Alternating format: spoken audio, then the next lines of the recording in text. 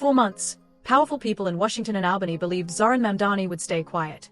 They assumed the pressure, the smears, the political threats would silence him. Especially on Gaza, the topic every establishment figure treats like a career-ending landmine. But then something happened that they didn't expect. Mamdani didn't just speak, he erupted, and the political class immediately panicked. Why? Because the minute he broke his silence, he exposed a truth that terrifies the establishment more than anything. When ordinary people stand with human dignity, the entire political machine starts cracking. His speech wasn't just about Gaza. It was a direct attack on a system that funds wars abroad while ignoring poverty at home, a system that prioritizes lobbyists over families. And the moment he said it out loud, you could feel it, the ground shifted. You knew something big just happened. Let's break down exactly why the establishment is shaking. There are moments in politics when the room changes before the words even finish landing. When someone says something so honest, so unfiltered, that everyone else in power freezes. Not because they disagree, but because they wish they had the courage to say it themselves. Zohran Mamdani created one of those moments the very second he broke his silence on Gaza. And let's be clear, this wasn't a routine statement. This wasn't the kind of empty, pre-approved language you see from career politicians who wait for pollsters to tell them what morality should sound like. No. This was something else. You could feel it. For months, Gaza had been the quietest loud topic in American politics, something everyone pretends to care about but refuses to address directly, because they know exactly what it costs to tell the truth. When Mamdani finally stood up and spoke, he stepped onto political terrain that most lawmakers treat like quicksand. Because Gaza isn't just controversial, it's the forbidden zone. The place where political careers go to die, donor relationships evaporate, and party leaders suddenly distance themselves. It's a topic drenched in decades of fear, lobbying power, and a manufactured narrative that punishes honesty more than it punishes war. And yet, Mamdani walked straight into that fire. What made it even more dramatic was his tone. Calm. Steady. Almost surgical. No buzzwords. No party-tested language. Just moral clarity, grounded in international law and basic human dignity. He laid out the facts: civilian death tolls, hospitals bombed, entire neighborhoods erased. And he did it without flinching. No politician in America talks like that anymore. Not if they want to survive. But he didn't speak like someone trying to survive. He spoke like someone trying to serve. You could watch the establishment reaction in real time. The discomfort. The subtle panic. Not because he said something outrageous, but because he said something painfully obvious. The kind of truth that exposes decades of political cowardice. The kind of truth that makes every carefully crafted press release look like a moral failure. He didn't talk about Gaza as some distant foreign conflict that Americans should politely ignore. He framed it the way it actually is, a humanitarian emergency connected to our own national politics, our money, our weapons, our diplomatic cover. And in that moment, he broke the illusion. He forced people to see that the same politicians who lecture Americans about democracy and human rights are funding actions abroad that violate the very principles they claim to defend. That's why his words hit harder than anyone expected. Because he didn't just describe the tragedy happening 5,600 miles away. He held up a mirror. And suddenly, American politics didn't look like a champion of freedom, it looked complicit.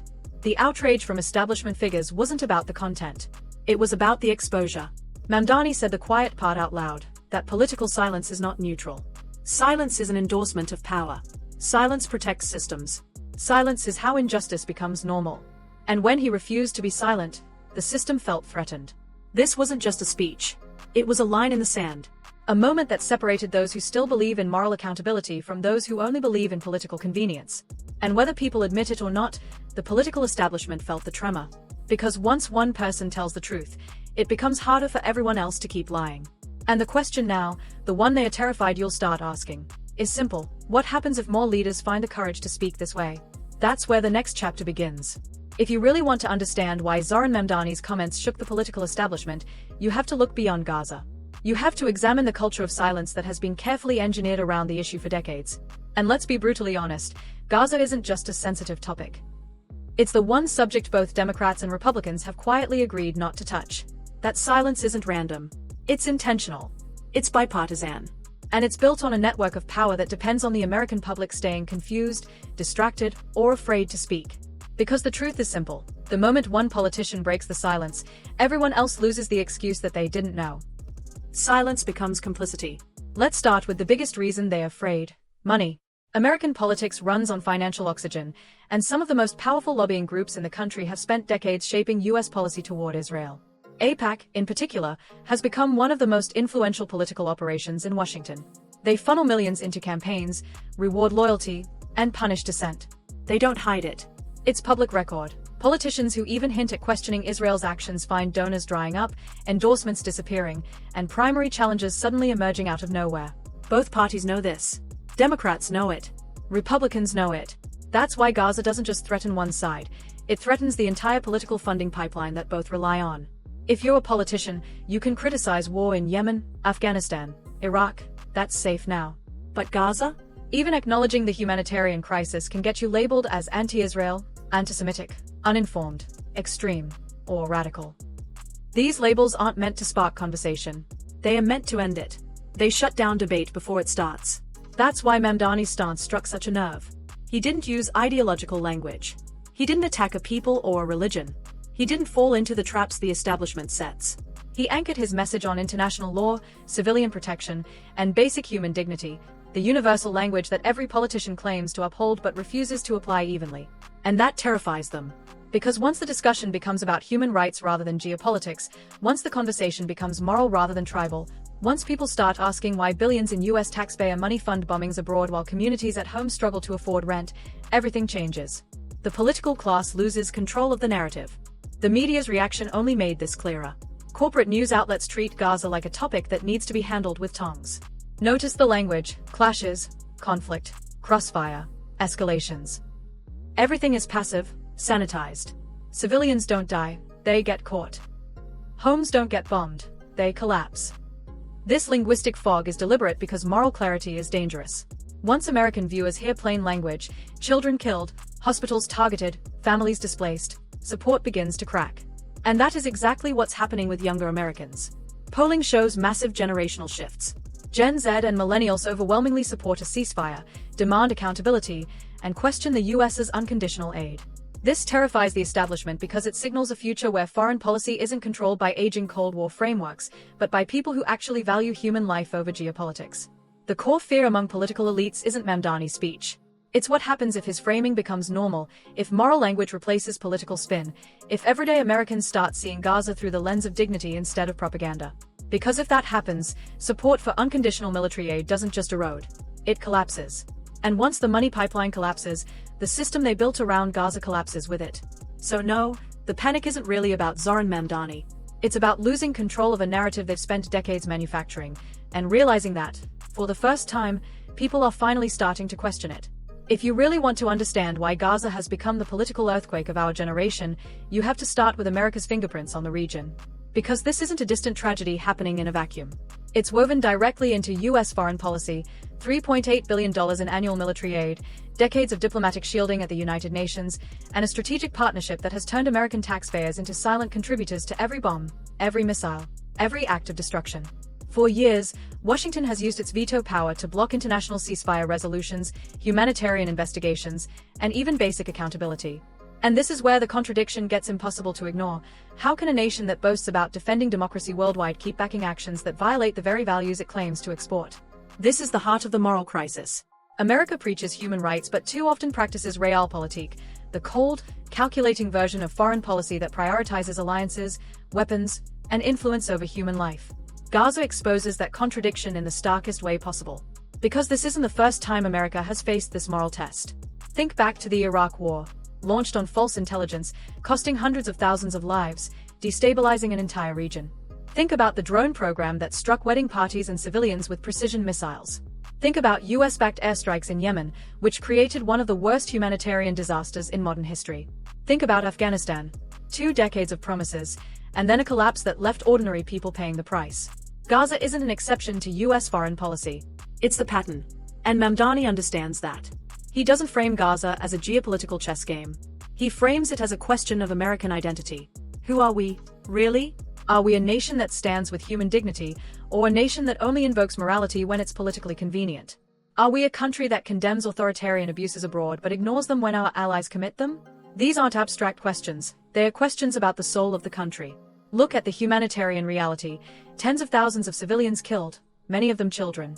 Neighborhoods reduced to dust. Hospitals bombed. Entire families wiped out in seconds. A blockade that chokes off food, water, fuel, and medicine, in full view of the world. UN agencies call it a humanitarian catastrophe. Human rights groups warn of war crimes. International legal bodies talk openly about violations of the Geneva Conventions. And yet, the political silence persists.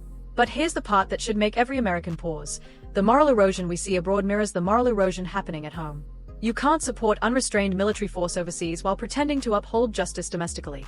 That contradiction shows up in policing, in surveillance, in inequality, in the way marginalized communities are treated inside our own borders. The same logic that excuses civilian casualties abroad is the logic that excuses state violence at home. It's the same system, just expressed through different tools.